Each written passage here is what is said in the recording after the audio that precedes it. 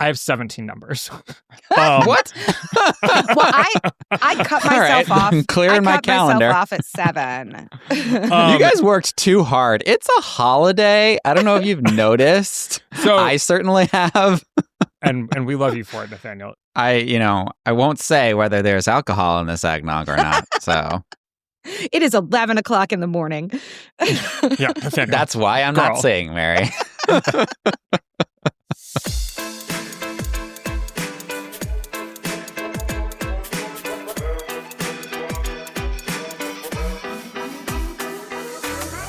Hello and welcome to the GD Politics Podcast. I'm Galen Druk, and happy almost New Year. 2025 has been a big year for this GD podcast. Of course, it's the year of our birth, but we didn't stop there. We hosted a number of live shows, we got rebranded, created merch, and even made some news. So first and foremost, an enormous thank you to everyone who joined us this year. You made this all possible. 2025 was also a big year for America. We began our semiquincentennial year. For the second time ever, a U.S. president was inaugurated to a non-consecutive term. The country also got a rebrand of sorts. There's more gold detailing on the walls these days, and the East Wing no longer exists. There are many more things I could list here, but then I might give away too much of what we're going to talk about in this episode. And what's that, you may ask? We are building a 2025 time capsule. And in case that's not nerdy enough, we're filling it with numbers. I've asked dear friends of the podcast, Nathaniel, Rakich, and Mary Radcliffe, to choose 5 numbers each they would like to place in the capsule. I've also got my 5 numbers. Well, actually, I have a lot more than that. But the bad news is that only 10 numbers fit in the time capsule. So we'll have to duke it out and see who gets their way. So, to start things off, Mary Radcliffe, head of research at 50+1, welcome to the final GD Politics podcast of 2025. Thanks, Galen. Great to be here. I'm excited for this. This is going to be fun. I am excited. This was a mind meld, by the way. Nathaniel, Mary, and I sort of came up with this idea at the end of another podcast. So a lot of credit to you guys for helping come up with the theme of this podcast. Also here with us, Nathaniel Rakich, managing editor at VoteBeat. Welcome to the podcast. Thank you, Galen. Well, you know what they say, holidays are time to be spent with dear friends, and I am very glad to be here with you and Mary, sipping some eggnog. Still very much in the holiday spirit. That's so sweet. You are also wearing a Santa hat and a Santa hat button-down shirt, so you're very much in the spirit of things. In fact, are you Santa Claus? I can't say. Okay. All right. Look at Galen trying to spoil the magic. I am pretty tired from last week, though. That's what I will say. Also, at the end, we are going to share 3 New Year's resolutions each, one for the Democratic Party, one for the Republican Party, and one for ourselves. So, we got a lot to cover today. We're going to start off by filling up our time capsule. And I think the way that we're going to go about this is we're going to take turns sharing our numbers. And we will, at the start, settle on whether it's definitely going in the time capsule, whether it's maybe going in the time capsule, or whether it's absolutely not going in the time capsule. And we'll have to debate a little bit, but hopefully in the holiday spirit, we can come to some sort of common understanding about the 10 numbers that represent this hell of a year. So, Mary Radcliffe, would you like to kick us off with the first number of Christmas, the first number of the GD time capsule? Sure. The first number, I should say, I'm not sure that my numbers are like in some kind of an order, but the first number on my list to propose for our time capsule is 43. 43 is the number of days the federal government was shut down this year, the longest shutdown in American history. And what I think is really important about the shutdown this year, while it did not achieve the policy outcomes that the Democrats were hoping for, which shutdowns usually don't, and we've discussed this in the past, it did successfully change a lot of the conversation that we were having about American politics. It really pushed this issue of healthcare and Affordable Care Act subsidies into the mainstream where more people know about this and more people are thinking about it. So that's my first number, 43. For a starter, I think that's a pretty good one. I'm not going to argue with it. I would put it in the time capsule for now, with the caveat that at the very end, we're going to add some more numbers into the mix and see if anything needs to be swapped out. And I will admit that I also had this number on my list. So that's one of the reasons I'm not going to disagree with you, Mary. Yeah, I think that's a pretty good one. I think that it is at least it has been somewhat in vogue to be like, oh, government shutdowns don't matter. And I think electorally that is generally true. But I think in terms of telling the story of the year in politics, that was, as you point out, that was like 1/10 or over a month. It was 1/10 of the year the government was shut down. And it was a big deal for just the general functioning of Congress and the government and everything. So I like it. I'm not sure I like it as much as some of my numbers, but, we'll see. Okay, so we're gonna put it in for now. Add 43 to the definite column. And as we move forward, maybe say your number and then pause for a second and see if we can guess for dramatic effect what it represents. That's good. I don't know that I would have been able to get that one. Maybe I actually it was miscounted. On your list. I miscounted though. The number on my list was 45, so I would have gotten that wrong. That might be because we hit the record at 35 days. So the number in my mind was 35, but I knew that it was 40 something. I'm not going to try to explain. This is why you need Mary to fact check. I know, exactly. This is why everyone needs an editor. Nathaniel, take it away. My first number is 225. Oh, I have that on my list. Yeah. Galen, would you like to guess? Is it the number of executive orders signed by Donald Trump? It is indeed. Did we That's all also three? on my list, guys. Oh, man. Mine melt. Yeah, You got to mine put for that three. one in, I guess. Yeah, I think that's a pretty good recommendation. All right, to do my spiel for this one. So Donald Trump has signed 225 executive orders. This is as of December 23rd. That is more than any president in their first year in office since FDR in 1941. It is also more than any president in their entire term since Jimmy Carter. And I think that this is just very indicative of what I think is probably the biggest overall political story of 2025, which is just the complete acceleration of the consolidation of executive power, which has been a bipartisan trend in American politics for decades now. But Donald Trump has really just supercharged it, right? He has essentially made other branches of the government almost obsolete, right? The House has been out of session for large stretches this year, and they haven't passed much legislation. But Donald Trump has just been decreeing things and going ahead with them, whether they are legal or not. That's kind of, the courts have been going back and forth and doing their courty thing. But he's just been going ahead with stuff. And I think that is a really important trend, the kind of obliteration or toppling over of the separation of powers and the balance of checks and balances system. Yeah, I mean, we all have this on our list, so I think none of us are going to disagree. Yeah, I won't be disagreeing. I did add a couple more numbers to contextualize this. So just to say here, Biden's first year in office, he signed 77 executive orders in 2021. For Donald Trump, for his first year of his first term, that was 55 executive orders in 2017. For Barack Obama, it was 40 executive orders in 2009. So what is that? A 300% increase in the number of executive orders signed in the first year in office. And yeah, I mean, I think that was the story of the first 100 days, was a real, shock and awe executive order campaign where every time he held an event, he was on the stage being like, okay, we're doing this. And also, by the way, I have 10 more executive orders to sign. And a lot of them are not in place right now. For example, birthright citizenship, ending his attempt to end birthright citizenship. They will make their ways through the courts. In some situations, the court is hearing these cases where we maybe thought they wouldn't even hear a case like this.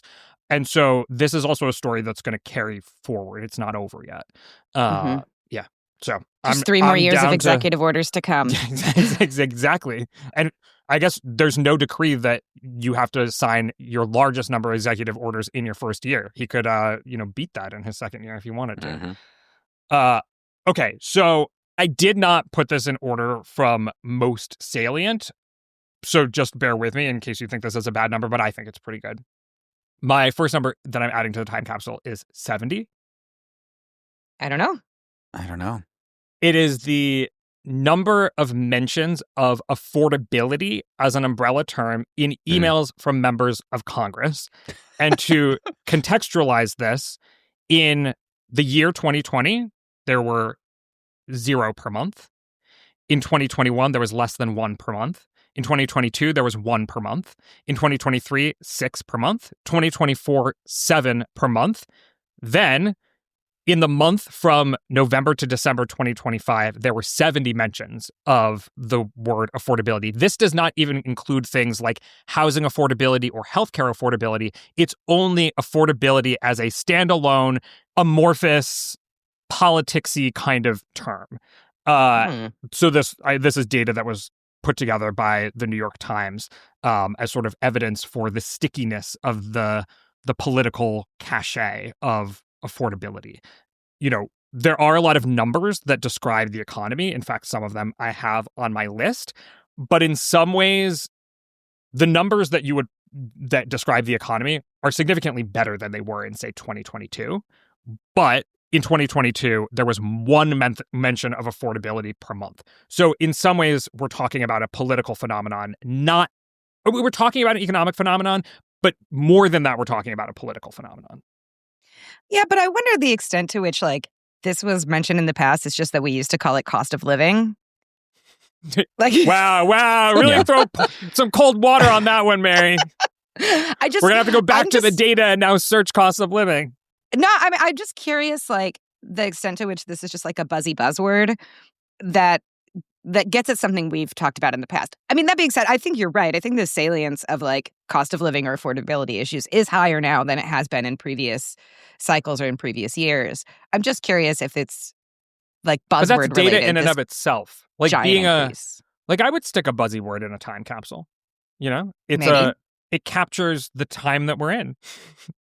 Yeah, I think it's a maybe. I think it's definitely true that affordability / cost of living / inflation, right, has been a very salient political issue, probably the most salient political issue of the last 3 years or so. And I think that has not changed under Donald Trump, much to his chagrin. We've talked on this podcast about how his approval rating specifically on the issue of inflation or affordability, or however you ask about it, is lower than his overall approval rating, which is unusual for him, given that the economy was a strength for him in his first term.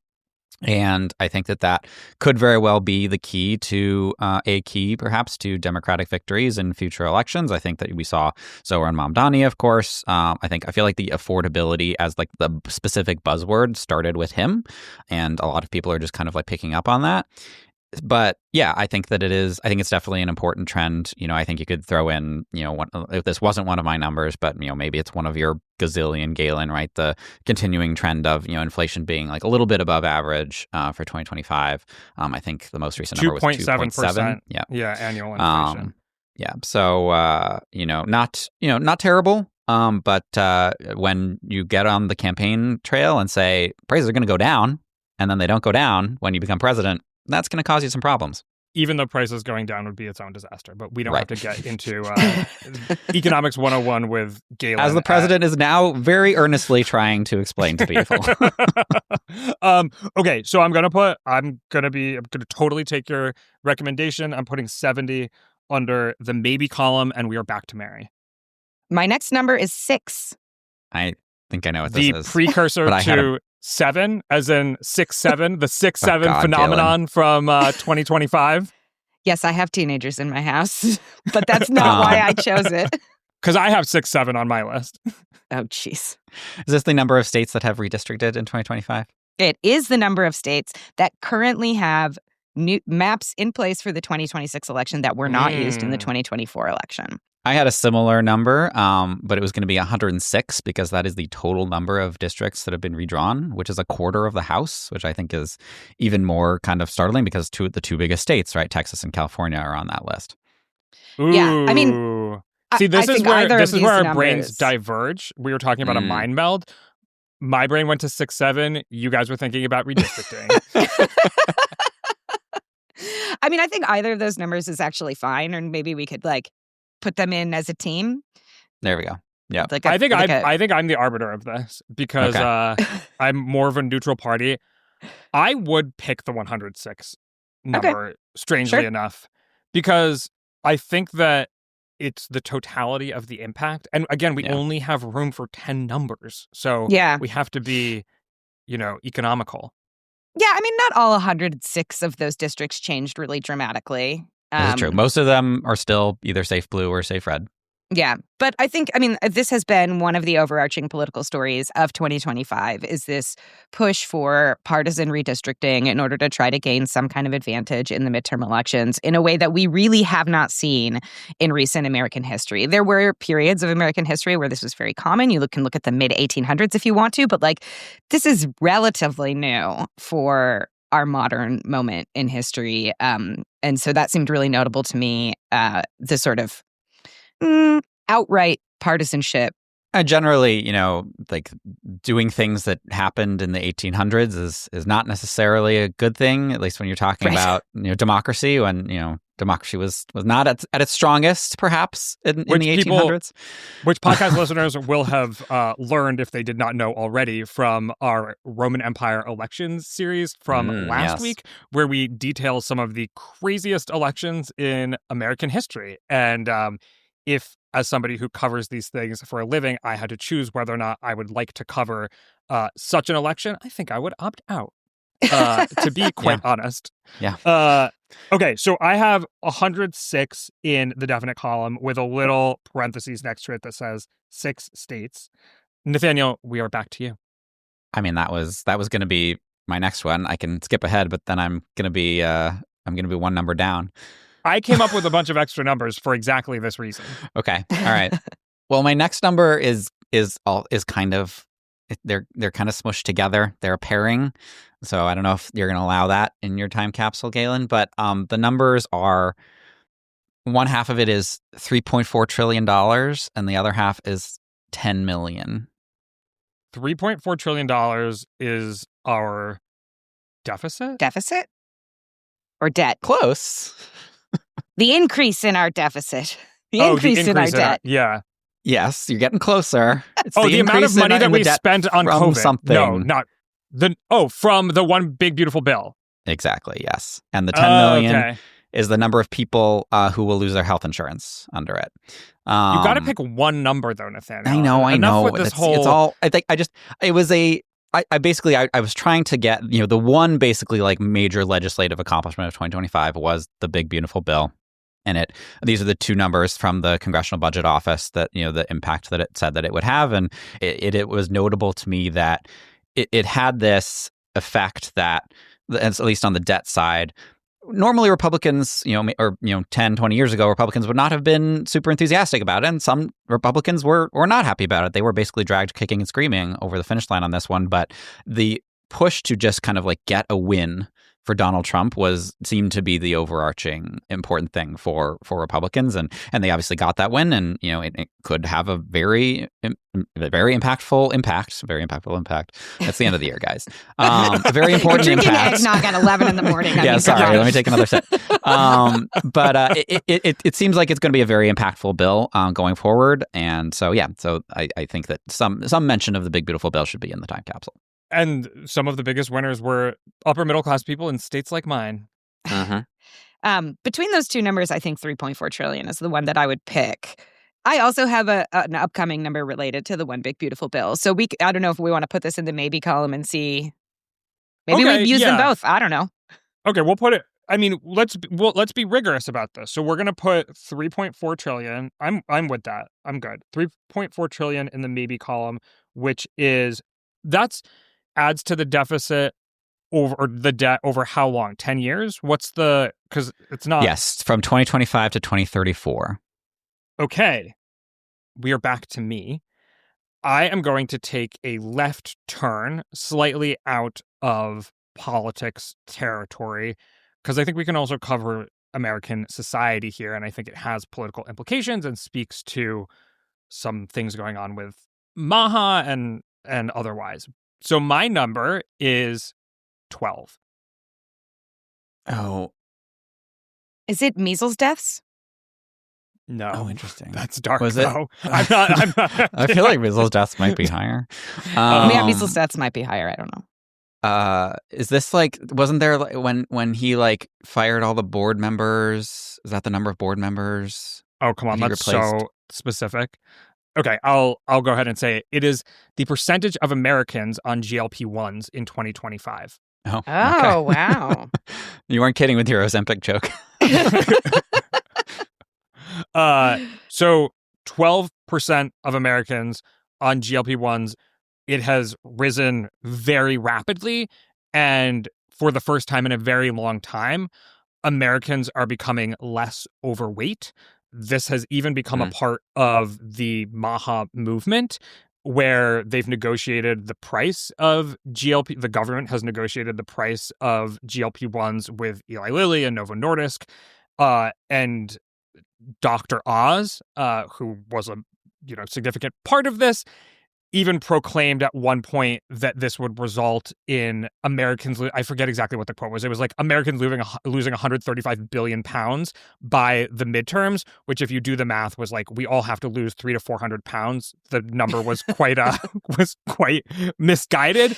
But yeah, we're not putting that one Trump in the time capsule. Administration is making this a political thing too, in terms of talking about how it's a net benefit to society, the availability of these drugs and more people getting on them and more people being able to afford them. And if it's 12% now, and I'll say, you still see ads everywhere. I think we're just at the very beginning of this process. I think it's an indicator of where we could go from here. Yeah, I think that's an interesting one. I also think it's worth noting that these GLP-1s have impacts in other areas of health besides weight. There's a lot of people that have found that using these drugs helps them deal with problems of addiction and sort of other related compulsive behavioral issues. So I think there's like pretty widespread application of these and sort of yet to see the long-term consequences. I'm like very nervous that in 5 years, there's going to be commercials on my TV that was like, have you or a loved one taken GLP-1s? Call. Yeah. Yeah. I mean, I'm not a scientist. I have no idea where this is all headed, but I think that snapshot of where we are today is still an important number. Yeah, I mean, I definitely agree. I think it is an important trend in society. I guess I'm not sure that it would belong in a presumably politics-focused time capsule, but, it's your time capsule, Galen. Politics so you and get to data, the politics and data, Yeah. Put it in the maybe. Yeah, put it in the maybe column. Wow, I'm really striking out here. We're just keeping our options open. Okay, we're back to Mary. All right, my next number is 10. It could be anything. I have 10. I have 10 on my list. I'll just say it. The % tariff that Trump imposed on an island that has no human residents. That's good. That is not the 10 that I have. What's your 10, Mary? My 10 is the % ownership share the U.S. government now holds in the chip maker Intel. Okay. Mary the Libertarian critiquing the state capitalism that took hold in 2025. Why am I not surprised? Well, I haven't made any critique. I just said a number.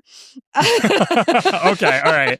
No, I think this is actually really important because I think, we have talked before about this shift we have seen in the last not just the Trump administration, but also the Biden administration and the first Trump administration towards more industrial policy, more spending by the government to support industry in the U.S. And I think this is a step much further than what we have seen in recent years. This is the government taking a direct stake in a U.S. company. And I think it's important to think about like how that shift might alter the relationship between the government and various private corporations, the steps that they might take in order to not just support Intel as a company, but also to support the bottom line of the U.S. government, right? Like this is seizing the means of production in some meaningful way, if only a 10% stake. I have a related number that didn't make the cut, which was 25, the percent share that Trump wants out of NVIDIA chip sales in China. So I think, this sort of government directly taking stakes in private companies is something to keep an eye on.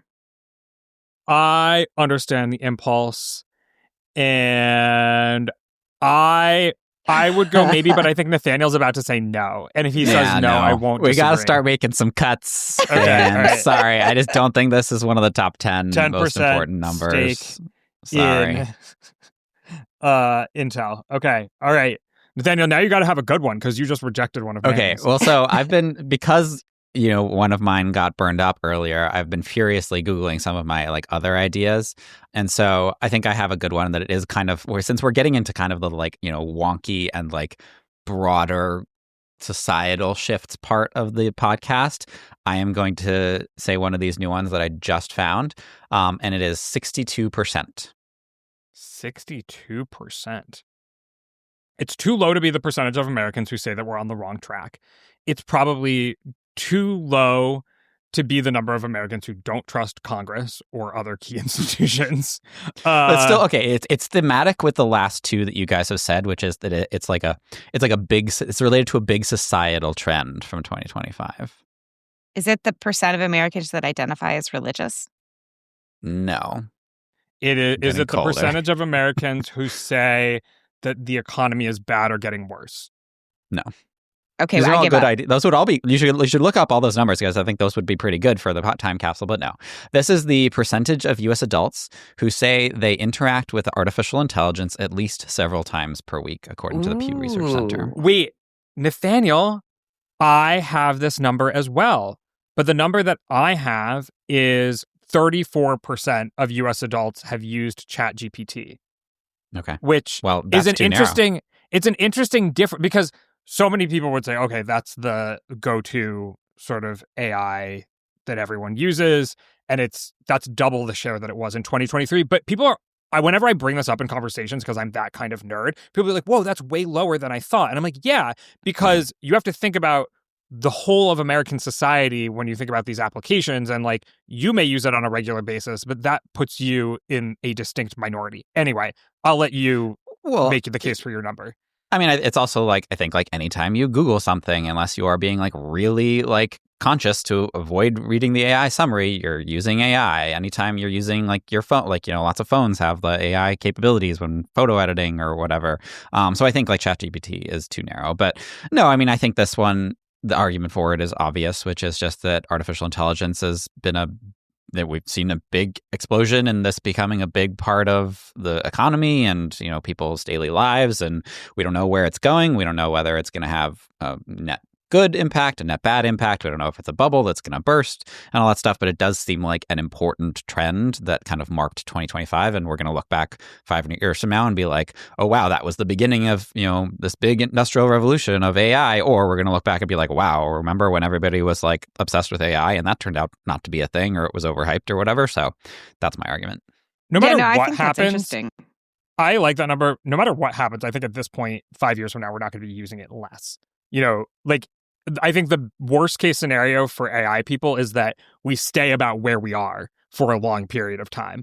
I don't think people are all of a sudden going to take away the editing features on your iPhone that make your photos look like you took them in a studio, or, even the transcription features that I have on the app that we're using to record the podcast right now, or any, you know what I mean? All that is to say, I think it's a good number. And even like we could probably debate what's the best number to represent the AI revolution, but I think it's important that we get a number in there that represents the AI revolution, and I'm happy to accept that one. So I'm going to put it in the yes column, 62. I will say my like personal flag for when AI is like fully integrated into society is when people don't feel the need to announce that they are reading the AI summary when they Google something.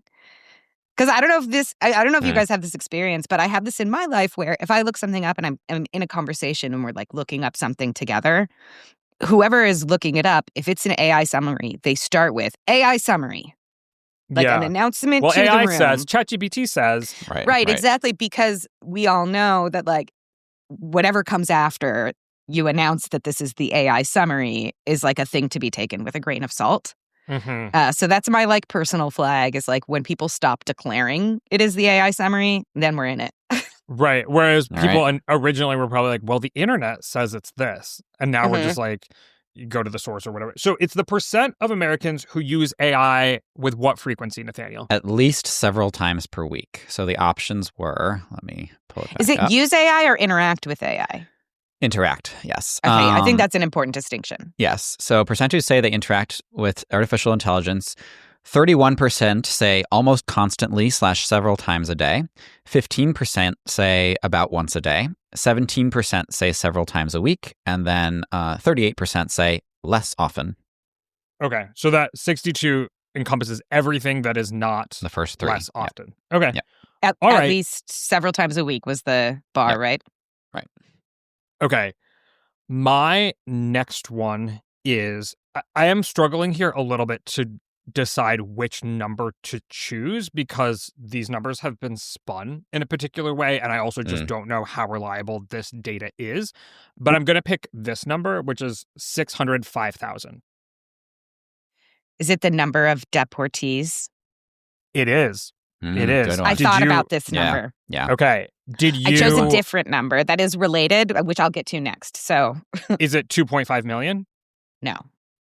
Okay, so this is according to the Department of Homeland Security, and their press release from the middle of December reads, thanks to President Trump and Secretary Noem, more than 2.5 million illegal aliens left the U.S. DHS is shattering records with more than 605,000 deportations and 1.9 million self-deportations.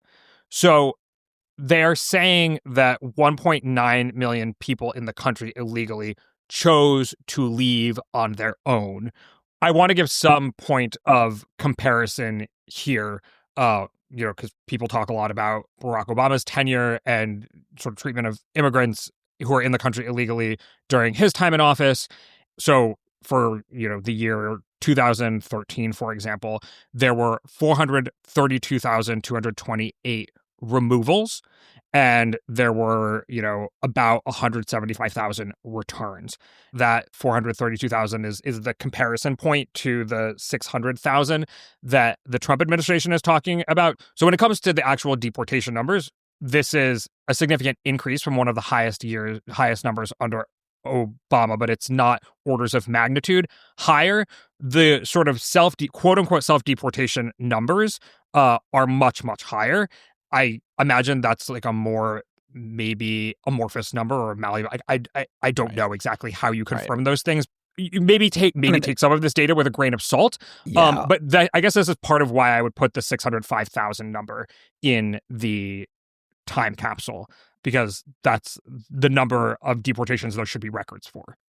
Yeah, I think in general, we wrote an article about this at 538 before it shut down at the beginning of the Trump administration about how, they were only releasing data what seemed like selectively, and then they stopped releasing data for a while. And so I would take the data with a grain of salt. That said, I think it is certainly one of the most important news stories of 2025 was the crackdown in immigration enforcement. I would absolutely put something like that in the time capsule. I would also point out, Galen, that even according to their numbers, right, they are short of the goal that Donald Trump set out during his campaign of deporting every single undocumented immigrant. There are an estimated 14 million. And even if you look at the broader number of self-deportations, which are probably just like low-hanging fruit, right? If you are going to leave, if you're kind of like on the fence about maybe staying, you probably are going to do that like now. And then, the people who are going to stick around are not necessarily going to leave later on in Trump's term.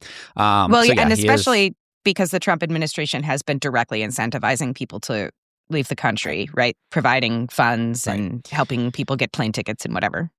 Exactly. Yeah. So, certainly it has been a, so a really strong crackdown on immigration, but exactly. But it's not going to reach 14 million. Yeah. By the end of his term. Before we decide on this number, can I do my next one? Because it's related. Yeah, yes. Go for it. So my next number is 170 billion. Is this like the amount of money that they added to ICE? Or Department Under of the Homeland One Security? Big Beautiful Bill Act, Yeah. This is the increase in the ICE budget over the next 5 years. Yeah. So just to put that That's in context. Mary loves a budget item. Just to put that in context, the previous ICE budget was around $19 billion annually. So that 170 billion is over 5 years. So this is a 179% increase in the ICE budget over the next 5 years. The administration says that they want to use those funds to hire more agents, to open more detention centers, and curiously, I don't really know exactly what this would look like, to build partnerships with outside companies to track people down that do not have legal status, which is a sentence I hated saying because I don't really trust outside companies to protect the data of Americans. But God, the libertarian in me is really coming out today, Galen. letting that libertarian flag fly. But I think this is an enormous amount of money, right? I mean, it is almost unfathomable to think about how any organization absorbs a 179% increase in its budget, let alone a government organization. And I just want to flag that, like, broadly speaking, I don't expect this increase to be very popular. So according to Pew Research in October, 53% of Americans said that the Trump administration was doing too much to deport illegal immigrants, which is a majority. 10% said too little, 36% said about the right amount. So if there's already a majority that thinks that the administration is doing too much, and we are infusing on almost 200% increase in capital into this, I think this could potentially make for quite a lot more chaos on the immigration issue. Also, if you judge the Trump administration on its own goals, this 200% increase has certainly not increased the number of deportations by 200%. They're spending far, far more money and getting an outcome that is something like 20% increase from the height of the Obama years. So, yeah, that's all. I mean, I imagine that part of that is like one-time expenses, like building a wall or building surveillance or things like that. I don't know. Building a detention center, perhaps. But in any case, okay, I'm still going to lobby for the 605,000 number because that is the sort of hard number at the end of all of this. Yeah. And I don't have a number that's been put in the yes column yet, so I'm going to make my own personal appeal. To make my case for why I chose 170 billion over 605,000, because I looked at both of them because I wanted a number that really represented the story of immigration. I chose 170 billion because I am sure that number is correct. Right. That's the issue. I would love to have the actual number of deportations, because that, I agree, is like, that is the thing that matters, the end result here. But like, not sure about how reliable that number is. Yeah. So I don't know. It's a tough call. No, you're gonna have to. You got your two cases in front of you. Yeah, you're the tiebreaker here, Nathaniel. I'll go with Mary's, also because of the impact that it'll have going forward. Right, like it's not necessarily. I mean, like it's a 2025 time capsule, but like that number is going to allow for many more deportations going forward, and I think that is important. Okay, budget increase for DHS. Is that what it is? ICE, or just ICE specifically? ICE. Over 5 years. All right. So, Nathaniel, we are back to you. And I'll just say, here's what we have so far. We got 5 numbers in the yes column. It is 43, the number of days of the shutdown, 225, the number of executive orders in Trump's first year back in office, 106, the number of districts changed in this mid-decade redistricting cycle, 62, the percent of Americans who use AI at least several times per week, and 170 billion, the budget for ICE over 5 years. Budget increase for ICE. Budget increase. Yep. Those are good. And we have 3 numbers in the maybe column, which is 70 mentions of affordability in congressional emails, 3.4 trillion, which is the increase to the deficit over 10 years, which now I'm wondering if we need 2 budgetary line items, and then 12% the GLP-1s. So here we are, Nathaniel. Okay, so this is another one where, I think the exact number is hard to measure / maybe isn't super reliable, but it seems like the number is between 250,000 and 300,000. The number I will choose is 271,000, which is from the Cato Institute. Would you guys like to guess? 271,000. Is it the federal workers fired by Doge? It is. Wow, we really yes. Because I have a different number, but it's very close to the number that I have. Because Reuters was tallying this as well, so they maybe came to some different conclusions. But it's a combination of fired, taken buyout, or retired early. Right. Yes, the reduction in the federal workforce. Yeah, I think that maybe this is my DC bias showing, but that it has certainly in DC been a huge impact of the Trump administration, and I think that obviously for that the 271 100,000 people, 100,000 people. That is also a big deal. But yeah, that was obviously a huge story. Elon Musk coming in, it feels like a long time ago now, but him coming in and shutting down entire departments and slashing others, I think has impact for the functioning of the federal government. It kind of feeds into the executive consolidation of executive power that we talked about. A lot of these moves were questionably legal, but they were done. And by the time courts got around to ruling to be like, hey, you shouldn't do that, a lot of those people had left or were leaving anyway because, like if your job is if you're hanging under the sword of Damocles and your job is uncertain, you're probably going to maybe deport from the federal government. So yeah, I thought that was an important trend from 2025 as well. Self-deport from the federal government. You should offer them that language, Nathaniel. Russ Vaught might like it. No, I think this is a great number. Okay, all right. I guess by proxy of Nathaniel, I had to use Nathaniel to get a number in the in the time capsule. Sorry. I'll give you this one, Galen. It seems like a long time ago, but like this was really the defining story of the early days of the Trump administration. It seems like a long time ago because everything happens all the time, but really set the tone for the early days. Okay, I will accept it. We're putting 271,000 in the time capsule, and we are back to me. We've had a mix of some serious, some not so serious numbers. I'm going to offer a very self-serving number for all of us, because after all, this is our time capsule, and the number I'm picking is 35. 35? Not That's 35. not a number. 35. It's like 325. Like it's like a record, a win-loss record. You don't do sports. 3-5. Yeah. 3/5. Oh, I know what this is. This was one of my numbers too. All right, that's the end of today's preview. Head over to gdpolitics.com to become a paid subscriber and listen to the full episode. Mary, Nathaniel, and I spent another half hour hashing out which numbers are most representative of 2025. Some of them were pretty out there, like the numbers 400, 500, and 600. Can you guess what I'm talking about? We also shared our resolutions for 2026, which were mostly pretty earnest. Like I said, head over to gdpolitics.com to become a paid subscriber and catch the whole thing. Paid subscribers get about twice the number of episodes, can join in the paid subscriber chat, and most importantly, will keep this podcast going through 2026. When you become a subscriber, you can connect your account to wherever you listen to podcasts, so you'll never miss an episode. There's a link in the show notes explaining how. Again, head over to gdpolitics.com. See you there, and either way, have a happy new year.